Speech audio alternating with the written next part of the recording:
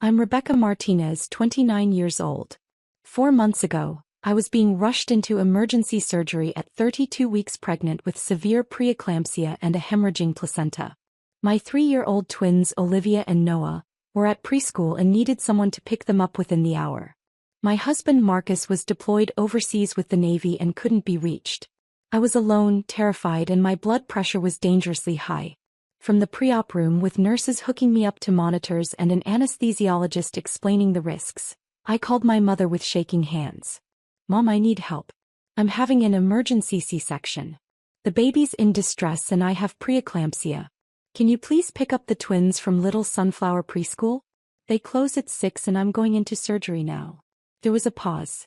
Then my mother's voice, annoyed and dismissive. "Rebecca, we have Hamilton tickets tonight. You know how long we've been waiting for this show. It's been sold out for months. Your father and I flew your sister in from Boston specifically for this." I couldn't breathe. "Mom, I might die. The doctor said my blood pressure is stroke level. The baby's heart rate is dropping. Please." "You're being dramatic," she cut me off. "You had 2 easy births with the twins. This is probably nothing. Can't you postpone it? Or call one of those babysitting apps? We've had these tickets since February. Do you know what we paid for them? $850 per ticket. We're not missing Hamilton because you're having another baby." A nurse looked at me with an expression of pure shock. The anesthesiologist actually stopped what he was doing. "Mom, the twins are 3 years old. They need family. They need someone they know." "Then you should have thought of that before getting pregnant again while your husband is deployed. We raised our children, Rebecca. We're entitled to enjoy our retirement. Figure it out yourself. You're an adult." The line went dead. I stared at the phone. The nurse gently took it from my hand. "Honey, we need to get you prepped. Is there anyone else?" There wasn't. Marcus's parents had both passed away before we met. My younger sister Amanda was apparently in town for the Hamilton show, which she clearly valued more than her niece, nephew, and unborn baby sibling. My father had never contradicted my mother in his life. I had no one. "I need to make a call," I whispered through tears. My hands were shaking so badly the nurse had to dial the number for me. I contacted Guardian Angel Nanny Service, a premium agency I'd researched when the twins were born. Despite the contractions, despite the fear, I explained my emergency. They had someone available. A woman named Margaret who could pick up the twins within 20 minutes and stay with them as long as needed. $55 an hour, 48-hour minimum commitment. I gave them my credit card information while a nurse was checking my vitals and telling me we needed to go now. Then I did something else. Something that had been building inside me for 9 years. I opened my banking app and canceled the automatic transfer. $4,500. Every single month. For 9 years and 3 months. I did the math even through the haze of fear and pain. $486,000. Almost $500,000 I'd secretly been sending my parents since I was 20 years old. They thought they were living comfortably on my father's teacher pension and their savings.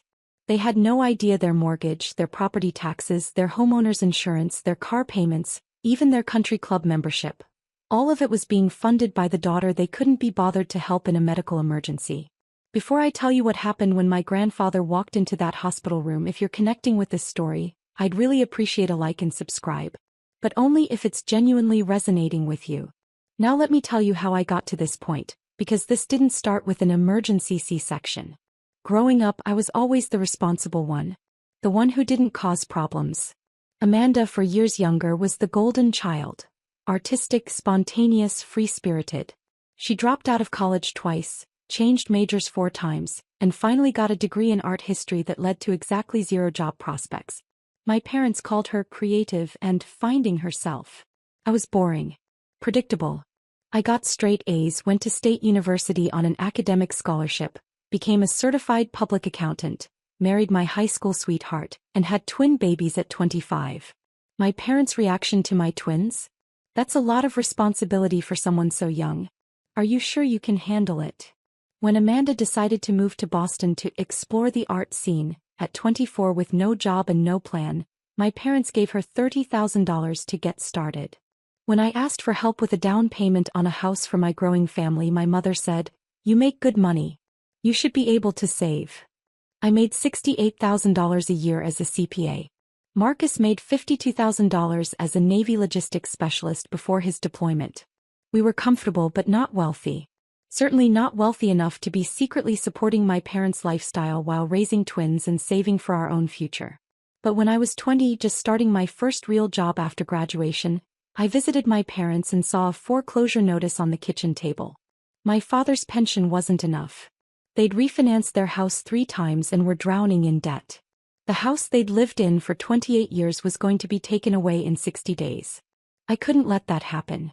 Despite the favoritism, despite the way they dismissed my achievements while celebrating Amanda's creative spirit, they were still my parents.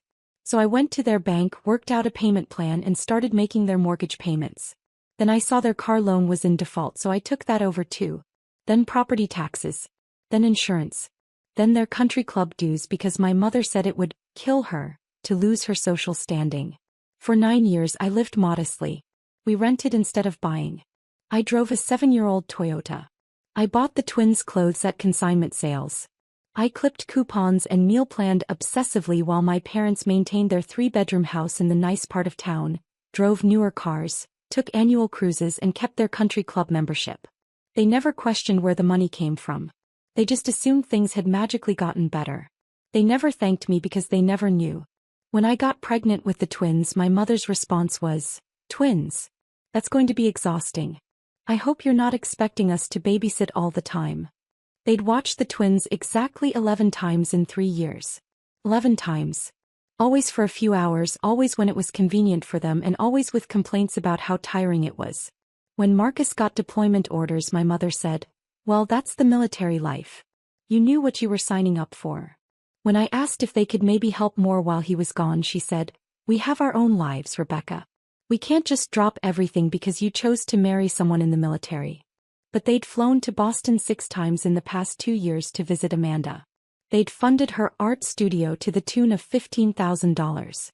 They posted constant photos on Facebook of their adventures with our creative daughter, while I wasn't mentioned at all.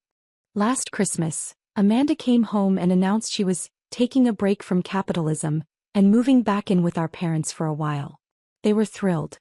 When I asked if they could watch the twins for one evening so I could go to a holiday party for work, my mother said they were too busy helping Amanda settle in.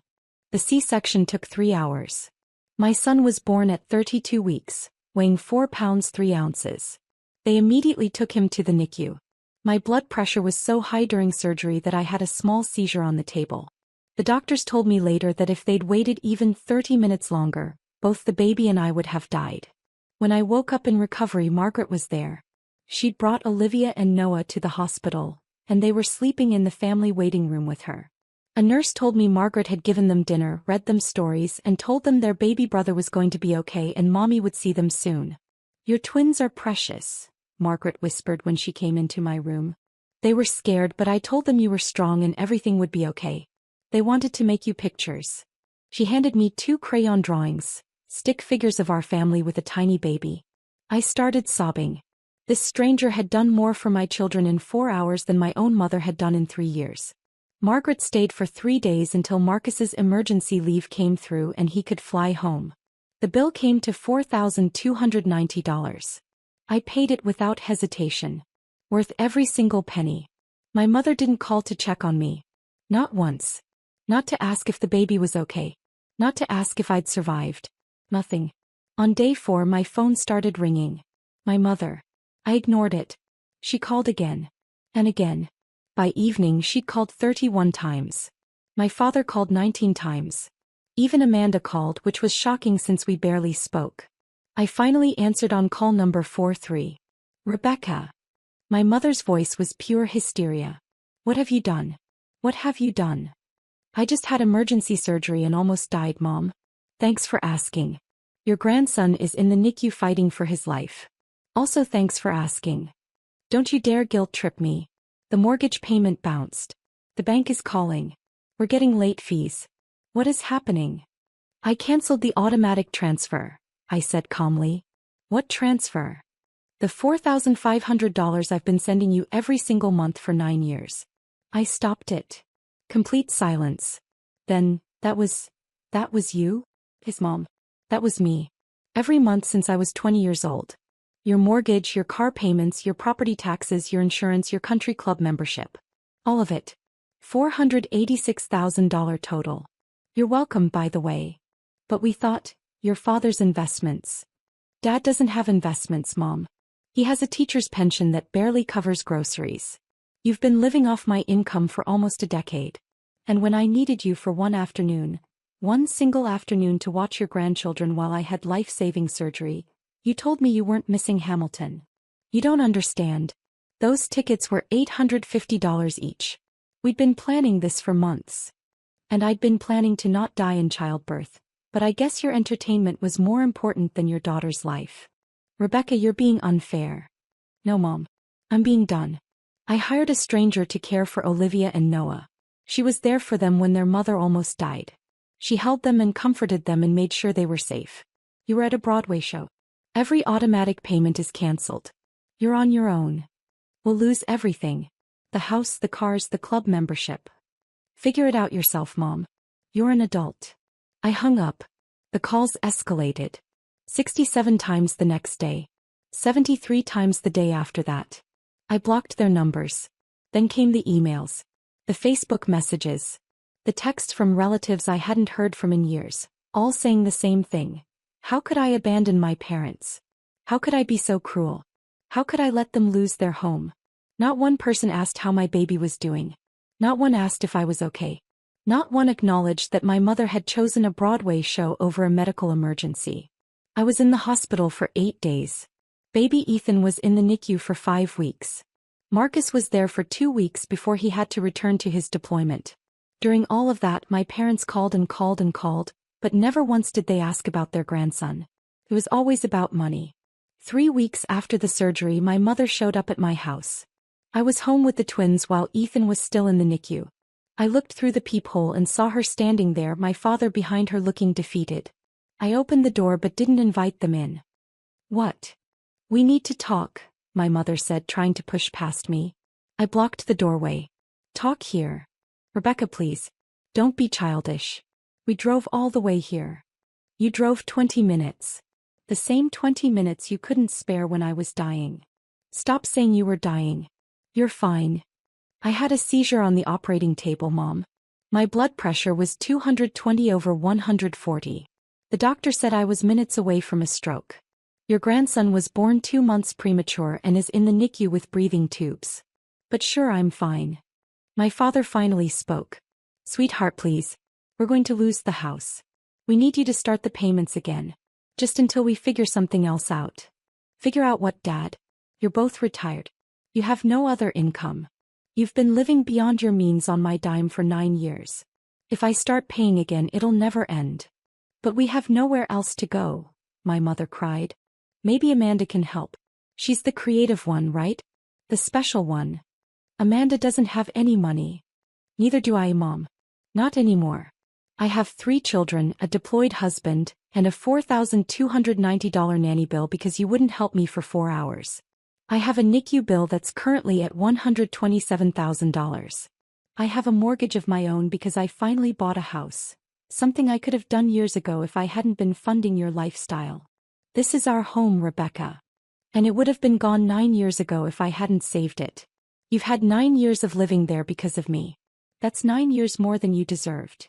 My mother's face twisted. You've always been selfish. Rigid. This is exactly why we've never been close. Something inside me cracked open. We've never been close because you've never wanted to be close to me. I'm not artistic like Amanda. I'm not fun or spontaneous. I'm just reliable, boring Rebecca who pays the bills and doesn't complain. Well, I'm done. I'm done paying for a relationship that's always been one-sided. If you don't help us, we'll be homeless. Then I guess you'll figure it out. You're adults. I closed the door. My mother pounded on it for 15 minutes while Olivia and Noah stared at me with confused faces. Why is Grandma yelling? Olivia asked. Because she wants something I can't give her anymore, I said. Is it love? Noah asked in that eerily perceptive way 3-year-olds sometimes have. Yeah, buddy. Something like that. The calls continued. My mother called 82 times in a single day. When I blocked her on everything, she started showing up at my house. I stopped answering the door. She left notes. You're destroying this family. Your father is having chest pains from the stress. How can you live with yourself? Then came the social media campaign. My mother posted a long, detailed Facebook post about her ungrateful, selfish daughter, who abandoned her elderly parents in their time of need. She painted herself as the loving mother who'd sacrificed everything, now being punished by a heartless child. She left out the Hamilton tickets. She definitely left out the $486,000. Extended family I barely knew started commenting. Elders deserve respect. Family takes care of family. What happened to family values? I didn't respond. I was too busy with NICU visits, taking care of the twins and trying to keep myself together while my husband was overseas. But then 4 weeks after Ethan's birth, something happened that changed everything. I was at the hospital sitting next to Ethan's isolette in the NICU, when a nurse came in and said I had a visitor. He says he's your grandfather. Should I send him in? My grandfather? My mother's father had died when I was 6. My father's father had died before I was born. What's his name? I asked confused. Frank. Frank Morrison. My heart stopped. Frank Morrison was my mother's father, but he wasn't dead. That was just what my mother told everyone. There'd been some kind of massive falling out when I was young and my mother had cut him off completely. She told the entire family he was dead and forbidden anyone from contacting him. Yes, I said quickly. Please send him in. An elderly man walked in, 81 years old but standing straight and tall. He had kind eyes and my mother's nose. He looked at Ethan in the isolette, then at me, and his eyes filled with tears. Rebecca, he said softly. I know you probably don't remember me. You were so young when your mother decided I was dead. I remember you, I said. And I did. Vague memories of a man who brought me books and played board games with me. Then suddenly he was gone and we were told he'd died. What are you doing here? Your Aunt Linda called me. Your mother's sister. He told me what happened. The emergency C-section. Your mother choosing Broadway tickets over helping you. The money you've been sending all these years. She thought I should know. He pulled up a chair and sat next to me. I need to tell you something about your mother. She wasn't always like this. When she was young she was sweet, kind. But after her mother and I divorced, something changed. She became entitled. Manipulative. She learned to play victim and make everyone else feel guilty for not giving her what she wanted. Why did you and Grandma divorce? I'd never known the real story. Because I couldn't watch her turn your mother into a monster. Your grandmother enabled every bad behavior. When your mother stole from her college roommate, your grandmother blamed the roommate. When your mother maxed out credit cards in my name, your grandmother said I should just pay them. I finally left when your mother was 19.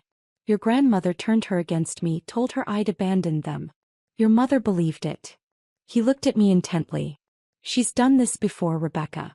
Found someone to fund her lifestyle. She did it to her first husband, Amanda's biological father. Did you know Amanda has a different dad? I didn't. What? Your mother was married at 22 to a man named David Chin. Lovely guy, owned a successful restaurant. She drained him dry. Ran up his credit cards. Demanded expensive trips, spent money faster than he could make it. When he finally put his foot down, she divorced him, got half his assets and moved on to your father. Your dad is a good man but weak. He won't stand up to her. Why are you telling me this? Because you need to know that what you did, cutting off the money, was right. She'll never change, Rebecca. She'll take everything you have and still demand more. You could give her $1 million and she'd want $2 million. You could die for her and she'd complain that you didn't die more conveniently. I started crying. All those years. All that money. All that trying to be good enough. Listen to me, he said firmly. I've been watching from afar. Linda keeps me updated. I know you've been supporting them since you were 20. I know you've sacrificed your own family's well-being to fund their lifestyle. I know you almost died last month and your mother couldn't be bothered to help. Do you know what I did when Linda told me? I shook my head. I came to the hospital. I was here that night. I stood outside the surgical wing waiting to hear if you were okay. When I heard you survived, I left. I didn't want to intrude. But I was here, Rebecca. I was here when your mother was at Hamilton. Something inside me broke. This man I barely knew, this grandfather my mother had declared dead, had been here. Had cared. I want to be in your life, he said. If you'll let me. I want to know my great-grandchildren. I want to help. Not financially, you don't need another person to support, but emotionally. As family should. I'd like that, I whispered. We sat together for 2 hours. He told me stories about my mother's childhood, the warning signs everyone ignored, the pattern of behavior that had repeated across decades. He told me about David Chin, Amanda's real father, who'd had to declare bankruptcy after my mother left him. He told me about his own recovery from enabling her behavior. When your grandmother died, he said, your mother didn't even tell me. I found out 3 months later from Linda. I wasn't invited to the funeral. That's the kind of person she is. She cuts people off when they stop being useful. What will happen to them? I asked. My parents. They'll lose the house. They're already 3 months behind. They'll have to downsize to something affordable on your father's pension. It'll be hard, but they'll survive. And Rebecca? That's not your problem. You have 3 children to raise. You have a life to build. You've given them enough. Just then my mother appeared in the NICU doorway. She must have followed me or sweet-talked her way past the nurses. She saw me, started to speak, then saw the man sitting next to me. Her face went white. Dad. Hello, Christine, Grandpa Frank said calmly. You're not supposed to be here. Rebecca, what is he doing here? He came to meet his great-grandson, I said. The one you haven't asked about once. You don't understand, he's toxic, He was here the night I almost died, I interrupted.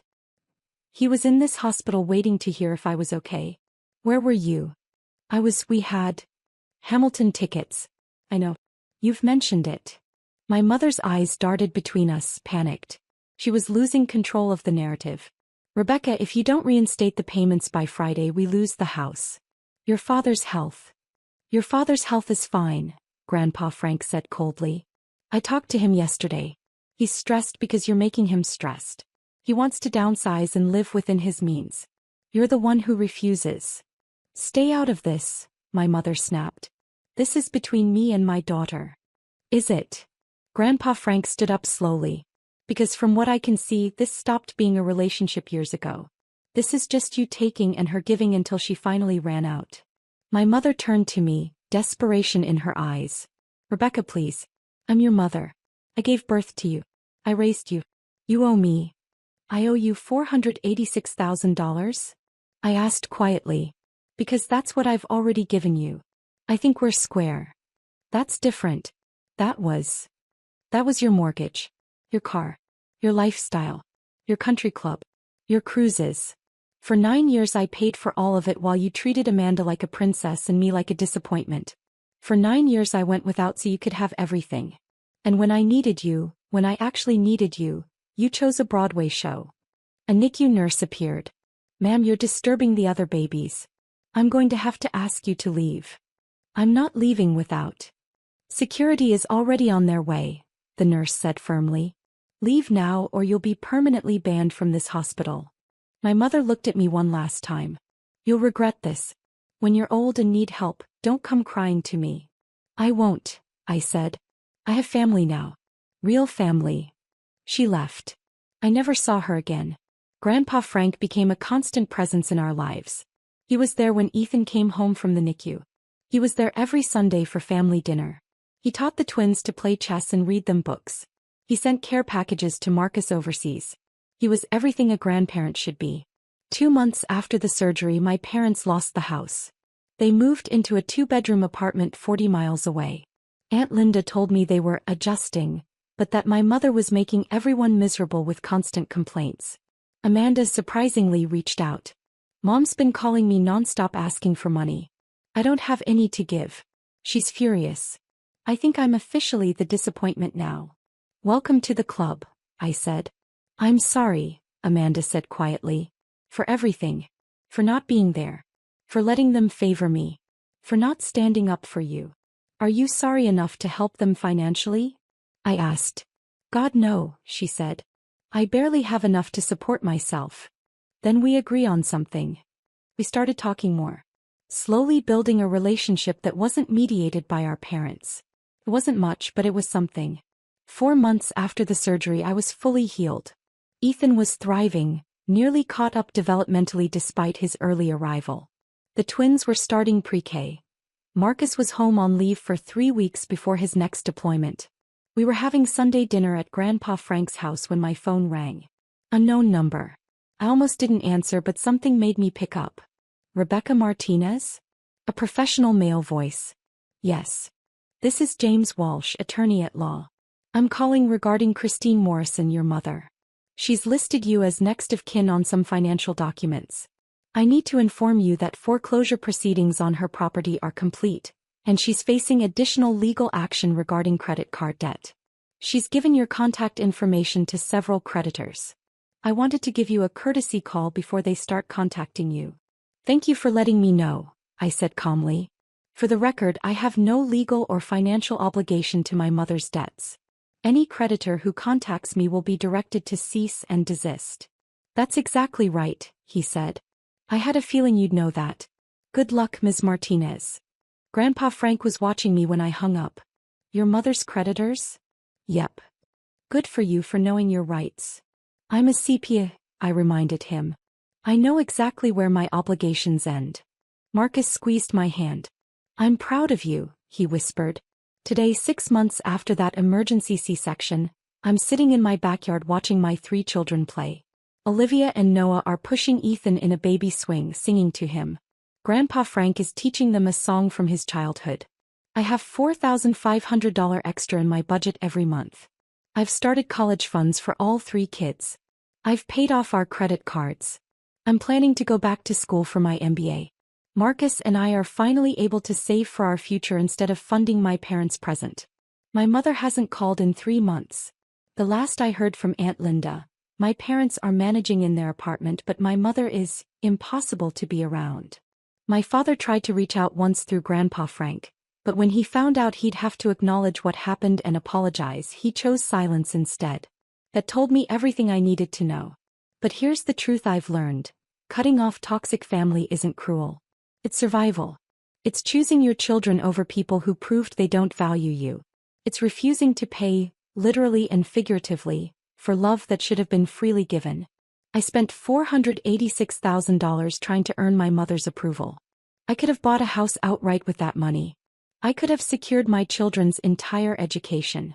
I could have built generational wealth. Instead, I bought a painful but necessary lesson.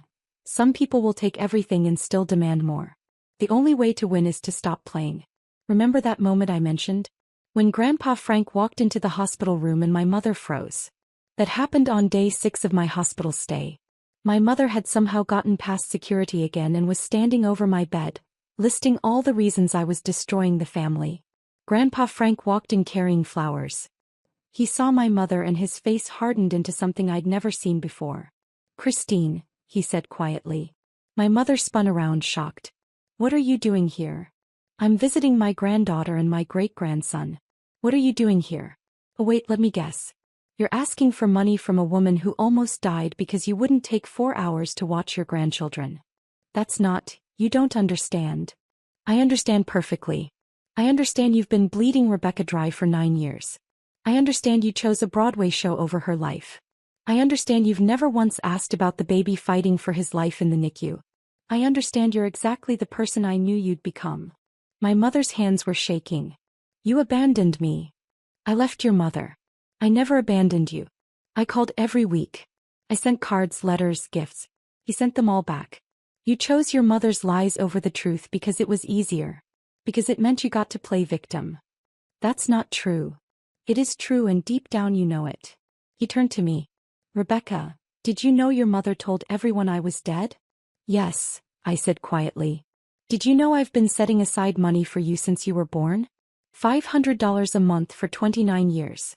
I have an account with $174,000 in it that I've been waiting to give you when the time was right. I think that time is now. My mother's face went red. You gave her money but not me? I gave her nothing while she was funding your lifestyle. This is money I saved because I knew someday she'd need it. And I was right. He looked at me. Rebecca, this is yours. For the kids' college. For your future. For whatever you need. I started crying. This man I barely knew had been saving for me. Planning for me. Caring about me from afar. As for you, Christine, he turned back to my mother. I've already called security. They're reviewing footage of you harassing Rebecca over the past week. You're about to be permanently banned from this hospital. If you come near Rebecca or her children again, I'll file a restraining order on her behalf. Do you understand?" My mother's mouth opened and closed. She looked at me, expecting me to defend her or smooth things over. I said nothing. She looked at Grandpa Frank, and whatever she saw in his face made her go pale. Without another word, she grabbed her purse and left. Grandpa Frank sat down next to my bed. "I should have done that 25 years ago. I'm sorry I didn't." "You're here now," I said. "That's what matters." "That $174,000 Grandpa Frank gave me? It's in a trust for my children now. Every penny of it will go to their futures. Their education, their first homes, their dreams. My mother will never see a cent of it. Neither will Amanda, though she's never asked. I'm done giving to people who only know how to take. My children will grow up knowing their worth isn't measured by what they can provide. They'll grow up with a Papa Frank who loves them unconditionally. They'll grow up seeing their mother set boundaries and stand firm. That's the real inheritance I'm giving them. And if my mother ever wonders why she lost her daughter and grandchildren, the answer is simple. She valued a Broadway show more than she valued us. When someone shows you who they are, believe them. I finally did. And I'm free. Drop a comment and let me know where you're watching from. And if you've been through something similar, if you've been the family ATM while being treated like you're worthless, know that you deserve better. You always have. Choose yourself. Choose your children. Choose the people who show up. It's the best decision I ever made.